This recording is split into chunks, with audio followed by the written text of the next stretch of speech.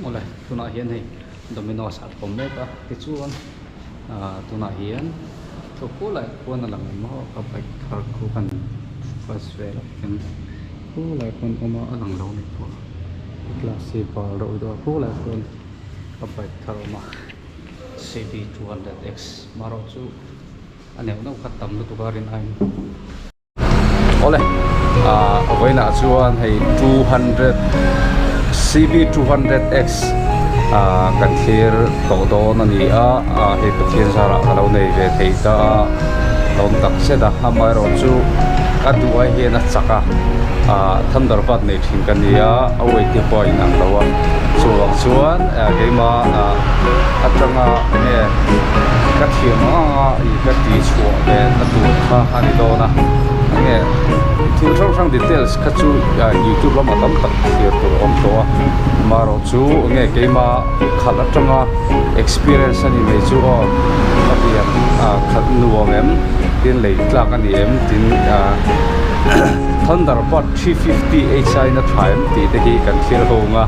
royal is royal ala di reng em ti de khamo chuan tura so na Honda is Honda kan ti ve phong do na maro chu hei number ala nei lo number hi win lama te registration ti chu nei tinge chu don ka chiang lova chung te chu ani do na CB200X hi 5 si oma gear hi 6 ton lom se ti te hi kan lom ngal kap maya ama hi chak sia 200 ak chuan chung te chu toy ten ka soi do ti chuan win lama video te pok ka thia ho tu ngai la review na tang te pok an siam le nga vai ho te ka kin mo maro chu ka ti dang lam vak don lo wa ba kin thu ma chuan ani nastan stock ang hian nom sela ka duwa stock wai hian tlevin chete in ka ti dang lam thlet mai theya a sticker le eng lo vela hian chung te chu ni ta ti chuan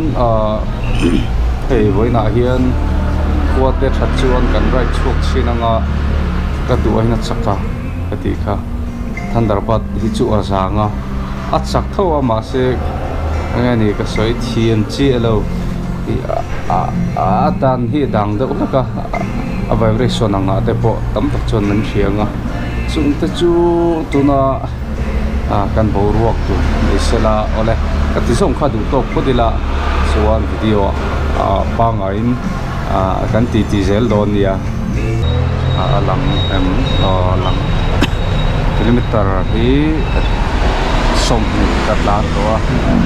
23.8 ani first gear oma hedian malok mo kata okay na ya chuan hela hian start button oma chun hazard light oma chun hela hian headlight low beam le high beam signal light pon ani le maya heta hian pass a pe a pass hi ka eng lo chuan he number pola nei lowa na hian CB200X clear ho me ka ya fork hi aron sei ko me USD fork hi chung te chu tu na kan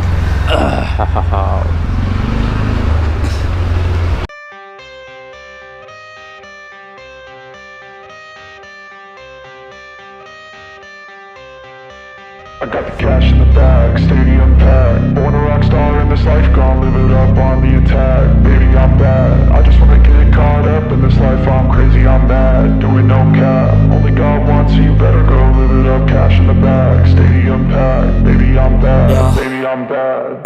I just wanna stay bad, stay mad. Chip on my shoulder cause they treat me like an outcast. I ain't gonna take that, stay back. I'll be swinging hard till the hits come in all caps. I ain't gonna lay back, pray that someone's gonna help me. Ain't nobody like that. I ain't gonna wait, that's all fact. Give me one shot and I'll never get the throne back. I'm sick of being cautious, I'ma go cause some pain, can't stop this. I'ma steal everybody's lane, call it shoplift. Sick of hearing everyone complain when they thoughtless. Taste the pain, it's like candy canes. It makes me go change into a better frame, into a better name. Society's insane, we all live for fame, yeah. Cash in the bag, stadium packed. Born a rock star in this life, gonna live it up on the attack. Baby, I'm bad, I just wanna get caught up in this life. I'm crazy, I'm mad, do it no cap. Only God wants you, better go live it up. Cash in the bag, stadium packed. Baby, I'm bad, baby.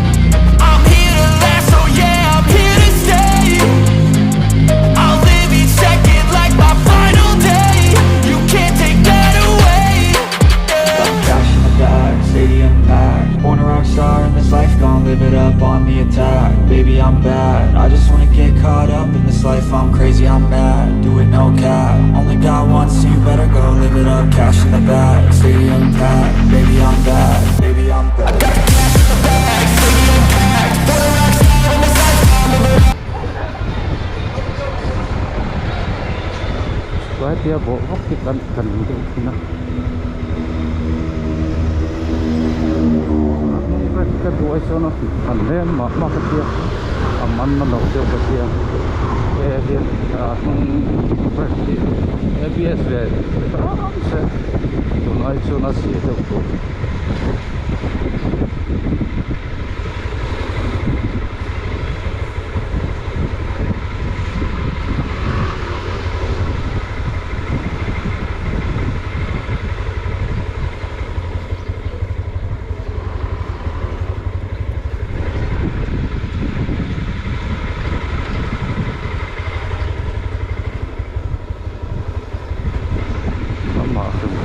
tu về mấy phần chân lùa mà rằng bốc xe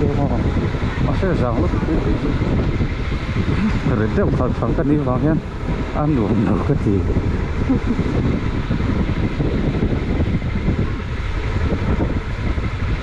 mà sẽ bay chơi tầm tắt cho nó chặt đầu phẳng này đó nó mò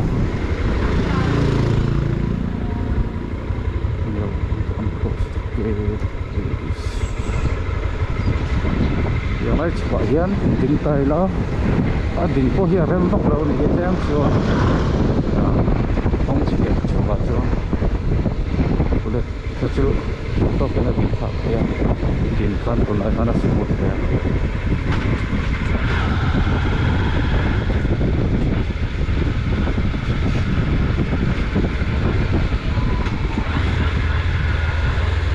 hrethiam chipchiar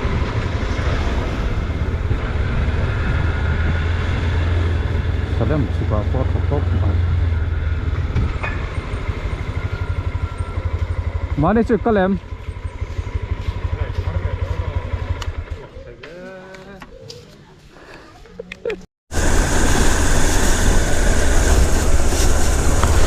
kado na chocolate na chipchiar hian glass tong tong o chính các chân glass cái down theilo GoPro mic cái lo fit lo tua chuan ka fit to nghe mỏ ăn đó đi he ya ăn tu par khop mấy khal sum sum chun duam chau te he ngam em mày maro chu sele soi nu plastic bag te ni body sound te ma vi ong em te ka ti mai ba acha chu a het lampang hi plastic de ove ka ni nice ka du a hian a chocolate thina thandar bat ka chu kalo to re de to boka tin kalo right puin kalo tuk pui ve fo anh đùa mà harit boka hay chỗ giang lúc tụi con thèn liêu mình cái gì các con phía này theilo khẩn chỗ nào mà rõ chỗ các con phía thầy miêu lâu này nó chặt lâu nó chôm lâu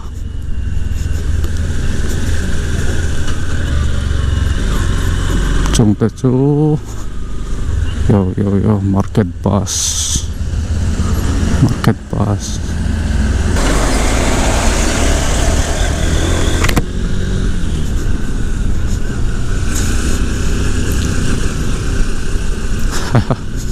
chipchiar chèn nó về khóc mà to he horsepower he sang về thuộc khá niang second gear in chầu thawang third gear ra chầu tum em chu gear oi second gear po he CB200X tên hen pick up he ai nang ngem ta ka ti mai mai 200 về thấu khan ya CB ka ti sorry KTM 200 poka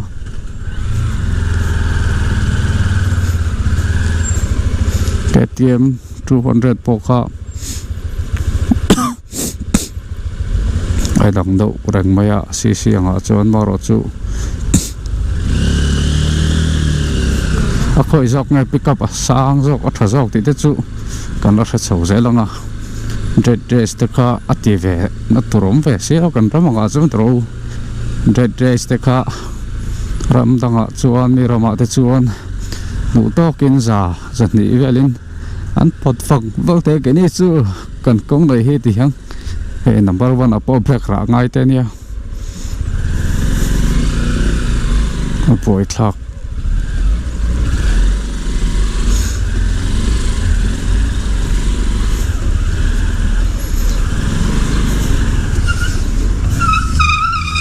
sầu dầu đó mình là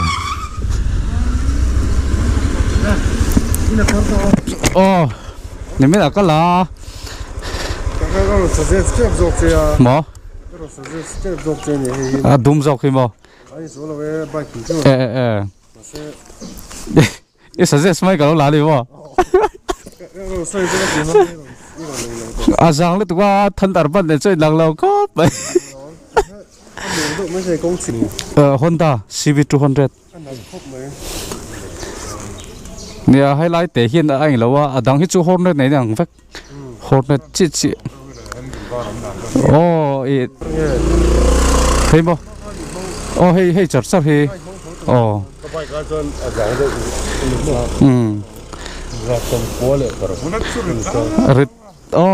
tụi qua các tụi pui về nữa bác sĩ cái đủ bắt tổ đâu mà cái gì motor gần vào là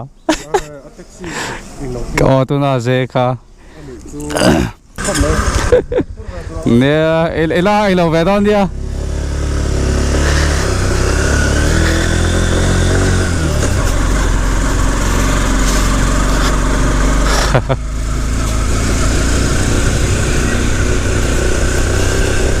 CB200X này mà ama hi nè tia alang pui về mà khum hi mà rồi chút thì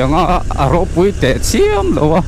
lúc sa hi tle min mi thi là về đâu này mà bike đằng ai hiền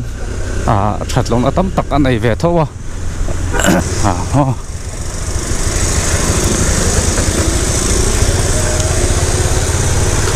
yeah 350 le 200 chu cc cho in thau viau na ma se pick up chu an ne 350 kha chu thangai do na amaro chu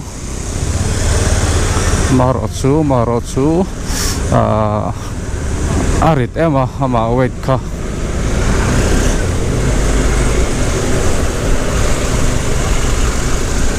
weight up sorry chẳng cho tiếng đeo thì để khang ngay về buổi thao cái này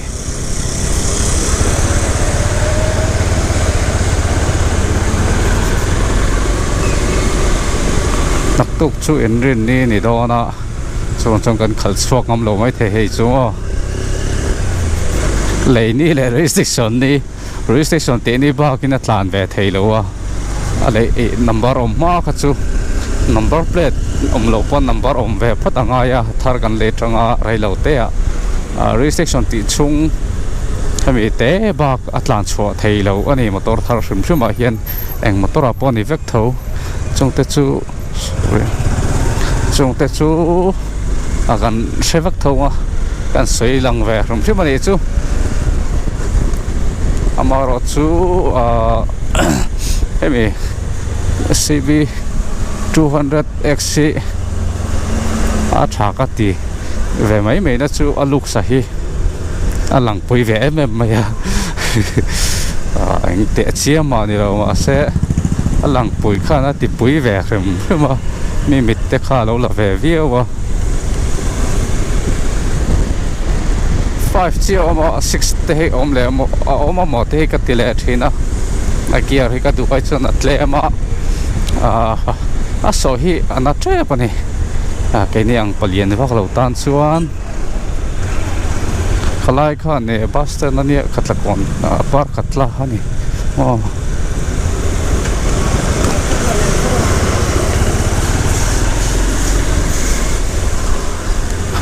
min bike nal tak tak an khat line ke ni chu hei bike company common tak ka ti do na mi Honda siam mo CB200 mai ni kan lak khala ni mo ro pui lo khop mai ya hei hi touring na tur ka jin kwal pui na tur da wa ka lei ve chu nia pathian in remati chuan hei thri te hi shikai te hi ziom vele vat mai tur angai la du ai chuan hei kan tuar le na sa to a Christmas zo hian hei kumalo tharanga boruak te pangai takin kal chho zel do na moti line tumlo dawin thil at kal zela hei veng tam taka phei chun containment ang reng deuh te po kan om chho ve a red zone ang chi te chuwang chuan voi thakop mai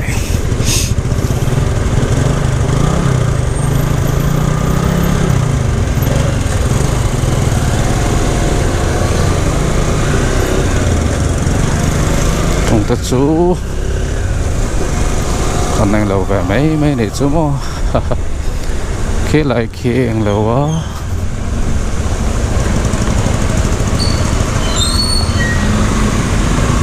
vortex chỉ đó mình là chẹp riêu mà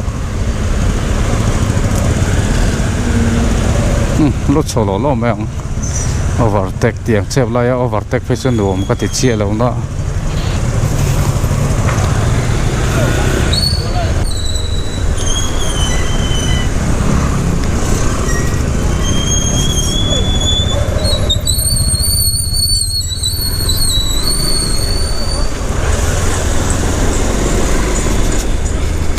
Thar ni bokan ti daw pop mang ala thar insurance pala thar ani standing position hi kong chia vela han tlemen kan ding kun da ro do na kan ding ngil pop thei don lo ni ha hei chuan